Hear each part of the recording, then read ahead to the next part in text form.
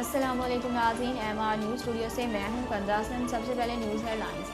वज़ीर आज़म इमरान खान ने कहा कि कारोबार दोस्त पॉलिसियों के मुस्बत नताइज सामने आना शुरू हो गए हैं।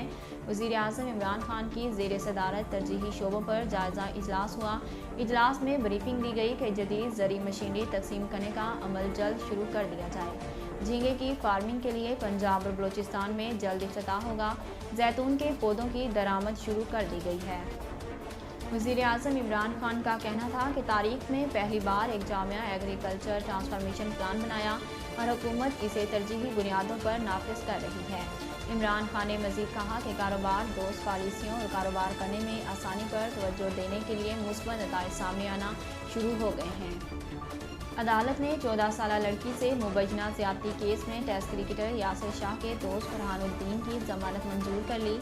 इस्लामाबाद के सेशन कोर्ट में 14 साला लड़की से मुबैना ज़्यादती केस की समाअत हुई, जिसमें अदालत ने कौमी टेस्ट क्रिकेट टीम के लीग स्पिनर यासिर शाह के दोस्त फरहानुद्दीन की अबूरी जमानत मंजूर कर ली। अदालत की जानिब से 5 जनवरी तक 1 लाख रुपए के इवज़ मुलजिम फरहानुद्दीन की जमानत कबर अज़ गिरफ्तारी की मंजूरी दी गई, जबकि पुलिस से आइंदा समाअत तक जवाब तलब कर लिया गया।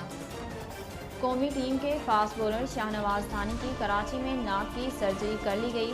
पाकिस्तान सुपर लीग के छठे एडिशन में अपनी तेज़ तरीन बॉलिंग के बायस क्रिकेट के हलकों में तवज्जो हासिल करने वाले नौजवान फास्ट बॉलर शाहनवाज थानी को T20 वर्ल्ड कप के लिए कौमी स्क्वाड में मुंतखब किया गया, ताहम वो वहां कोई भी मैच खेलने में कामयाब ना हो सके।